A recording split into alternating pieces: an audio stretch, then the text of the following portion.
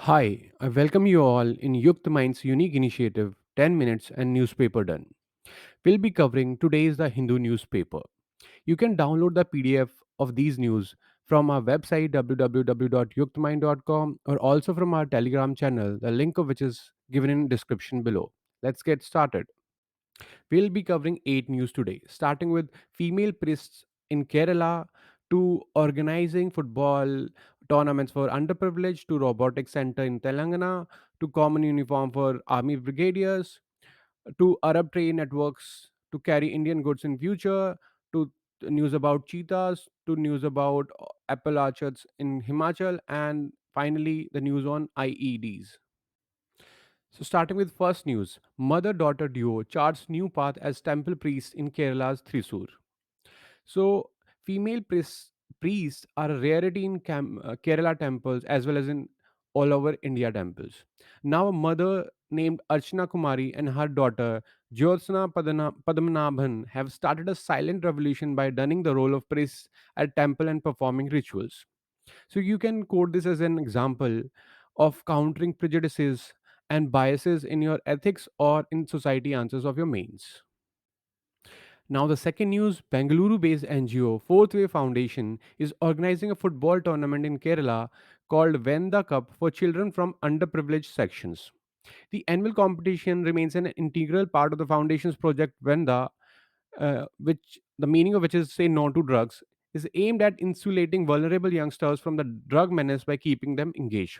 You can use this in your mains answers to counter drug menace. Now, the third news, Telangana to focus on robotics with News Center. The Telangana government has announced the launch of a robotics framework under which an ecosystem would be created for innovation, entrepreneurship, and research and development. The framework seeks to leverage robotics technology to drive home growth across the four domains of agriculture, healthcare, industrial automation, and consumer robotics. So, what is robotics actually? Robotics is an interdisciplinary branch of computer science and engineering. So, robotics involves the design, construction, operation, and use of robots. The ultimate goal of robotics is to design machines that can help and assist humans.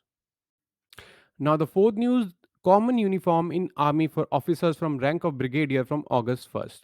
In a significant move, the army has decided to go for a common uniform for officers of rank of brigadier and above from August 1st, irrespective of their parent cadre or regiment, according to military.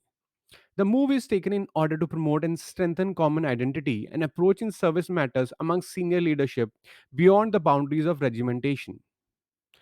Now, the fifth news. So, Israeli Foreign Minister Eli Cohen has proposed the idea that Arab trains networks in future could be carrying Indian goods to the Israeli port of Haifa.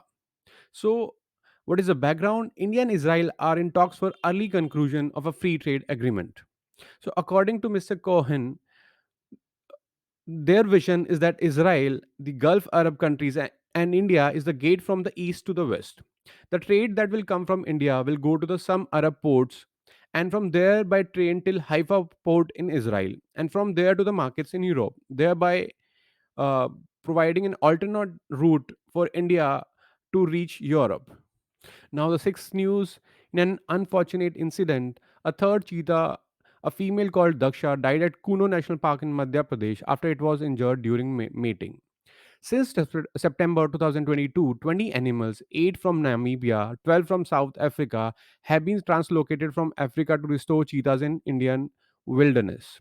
So, right now, the number of adults have been down to 17. What is the cause of concern? According to National Tiger Conservation Authority, Cheetah Action Plan says that an adult mortality of over 15% in cheetahs would be a matter of concern for management to intervene. So the seventh news is about use of high density varieties of apple and artificial intelligence in apple production in Himachal Pradesh is causing a major disruption in the industry.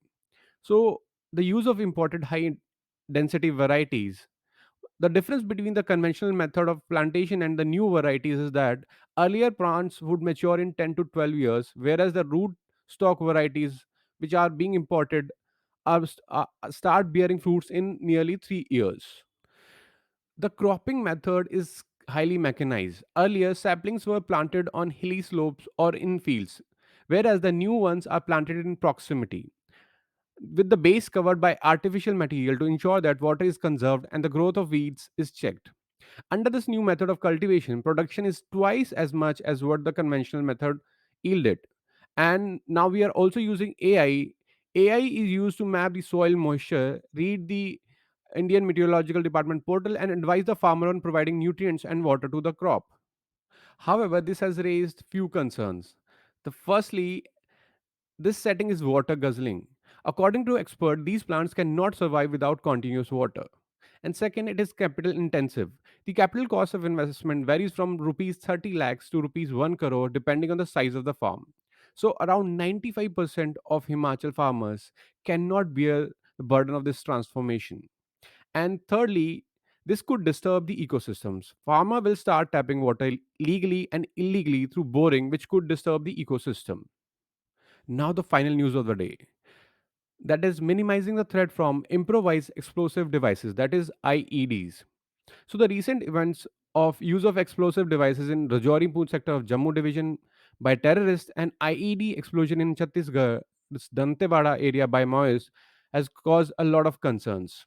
So how can the errors related to IEDs be minimized?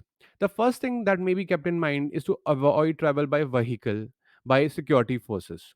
The safest mode of travel is on foot in a region where left wing extremism is active. If a vehicle if travel vehicle is absolutely essential, the onward and return journey should never be the same by the same route, nor undertaken during the daytime. It should be done at night time. So, stealth, camouflage, and concealment are integral to anti terrorist operations. Security forces may take civilian or state road transport corporation buses, and to avoid easy identification, they must travel with civilians wearing civilian clothing with weapons carefully concealed. Forces should be equipped with appropriate protective gear such as blast resistant clothing, helmets, and eye protection. Their vehicle should also be equipped with V shaped and armor plated hull, blast resistant technology, and proper sandbagging to minimize damage in the event of an explosion. Security forces should always travel in a convoy of minimum 2 to 3 vehicles, maintaining a distance of at least 40 to 50 meters between them, so that even if one vehicle is caught in a landmine, the personnel in other vehicles are able to take positions and neutralize the threat accordingly. So, how can a region be made safe for travel for security forces? Rigorous and regular implementation of various detection methods, such as metal detectors, ground penetrating radars, and training sniper dogs to locate and clear landmines and IED, are essential. Road opening parties play an important role in detection of ambushes. And this role for aerial surveillance, carried out through drones and road opening parties equipped with unmanned ground vehicles. They can not only detect the presence of terrorists to carry out operations, but can also pick telltale signs of a likely ambush, like piles of rock and mud bags, dugout portions on the sides of the roads, and absence of people or movement of other vehicles. So, what are some other measures that we can take to mitigate such IEDs? So, collaboration with international organizations, NGOs, and other countries to share information, resources, and practices for landmine and ID prevention, detection, and clearance should be taken. We should emphasize on implementation and enforcement of national and international laws, policies, and regulations aimed at preventing the use, production, and trade of landmines and IEDs. So the parliament can take legislative measures such as mandatory addition of odoriferous chemicals or biosensors to explosive used in industry and mining, etc., for the easy detection during transport. Likewise, legislative measures are required for stricter controls on manufacture, supply, and sale of explosives and detonators. And finally, an overarching agency may be created under the Ministry of Home Affairs to coordinate the efforts of both Government of India and state governments and to provide legislative, technological and procedural support to law enforcement agencies. We can take example of US where they have set up joint improvised defeat organization to prevent, identify and defeat IEDs and has spent around $20 billion on countering IED measures since 2005. Thank you for watching this video. You can download the PDF of these news from our website www.yuktmind.com, or you can also download the PDF from our Telegram channel, the link of which is given in description below. Thank you.